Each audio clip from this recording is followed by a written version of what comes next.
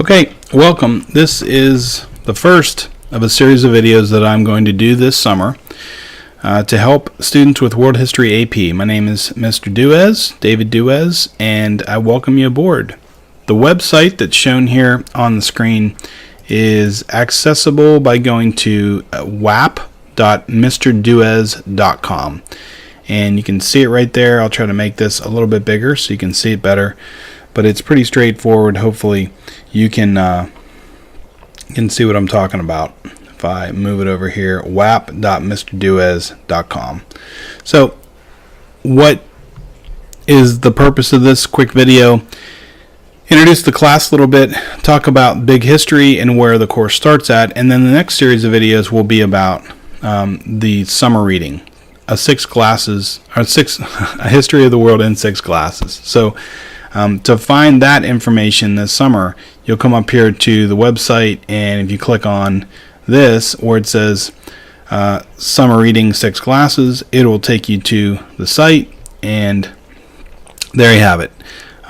Take you to the little spot here. Here you can find all kinds of information about standard summer reading. If you click on this, it would take you out to the questions that we have for the beginning of the course. There's the website address again. Ms. Jordan's website is here. She is the other teacher that teaches this class. WHAP with mrsjordan.blogspot.com. The odds are you'll probably have Mrs. Jordan because she does teach 6 of the 10 classes. I have 4 courses of it, or 4 sections of it. She has 6 other ones, I believe. So there's 10 sections usually. I also teach 2 sections of AP Psychology. So I have that to do. So I have 4 of these World History classes. But I like it very much. Been teaching World History for a long time in our district. I think this is my 10th year. And this course just keeps getting better and better. So I really enjoyed teaching it. Last year was fantastic. And I know this coming year is going to be great as well. So hopefully you had a chance to get this at the end of the school year. It talks about the history of the world in 6 classes. And I'm going to take my magnification off here for just a second. What I want to do is quickly introduce you to the book. It's right here. History of the World in 6 classes. Hopefully you've had a chance to pick this up at some point. If not, and this is right before the beginning of the school year, and you're in a jam and you're like, wow, I should have done the summer reading and I didn't, or I didn't know, or I just moved in from out of town, nobody told me we had to do summer reading. That's what these videos are really set up for. So hopefully it'll give you a chance to catch up a little bit. There is a test that'll be given over this book, History of the World in 6 classes, during the second week of school. Typically that's the first Wednesday, Thursday, or Friday. And that'll be the first type of AP type of test that you'll take from me and from Ms. Jordan. So let's take a look here at what the book is about. It's about 6 glasses or 6 drinks in world history that have made an impact on history. And the first of which that I'll talk about in the next video is beer. Beer has had a big impact on world history. It supplied humans with clean drinking water. In many ways, they didn't even realize what they were doing, but they were taking some impurities or possibly contaminants out of the water by brewing it the way that they did. It was really a big, fortunate accident for civilization. I don't personally drink beer myself. I've never had a drink of beer. It's not something I'm interested in doing, but I understand it's a pretty popular thing for people who are of age and who are responsible for drinking and taking care of themselves and not drinking and driving, those types of things. It's a really good book, though, and as we go through it, wine is next. We think of the Greeks and the Romans quite a lot with wine. There's also then spirits, which is the drink that we'll discuss mostly with exploration of the world. There's coffee, which is a favorite of mine. I don't know if you partake at all in coffee. I never drank coffee till I was like 20 some years old, so I wouldn't probably do it if I was your age, but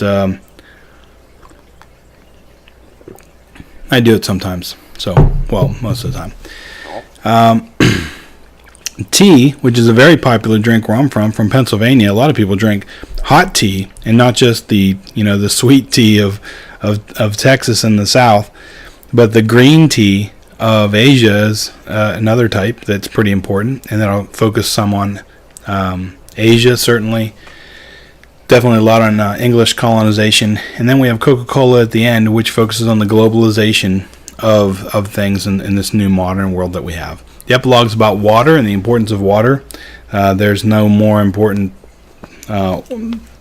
liquid form today, as much as we have polluted waterways across this world. Access to clean drinking water is going to be something that wars will be fought over, and that will cause the difference between people living and dying, certainly in the future, sadly. So that's 6 glasses. We'll see some video clips on that as I help you out with that coming up.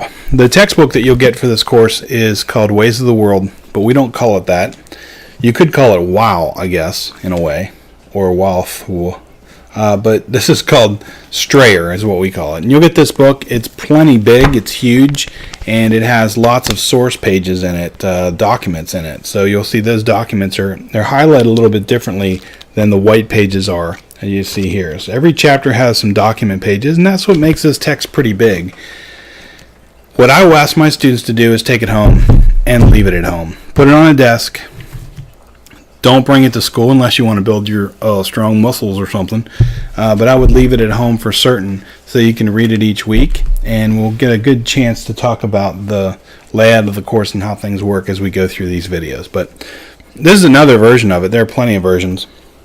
In this one, the documents don't exist in it, and it's a lot cheaper to purchase this one without the documents. What I've done is gone through and written information in there to help me as I studied it the first time that I learned it. And every time I teach it, I go through and make notes about different parts of the book.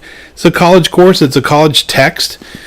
I would definitely suggest that you get yourself a dictionary, a pocket dictionary, something on your cell phone, or maybe something on the computer that you can look up pretty quickly. If you just go to dictionary.com, I guess that can help you.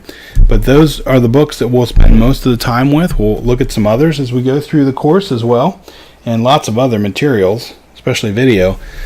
But we're starting with A History of the World in 6 glasses. So hopefully you have a copy of that and you're ready to go with it. Today, what I'm also going to talk about real briefly is big history.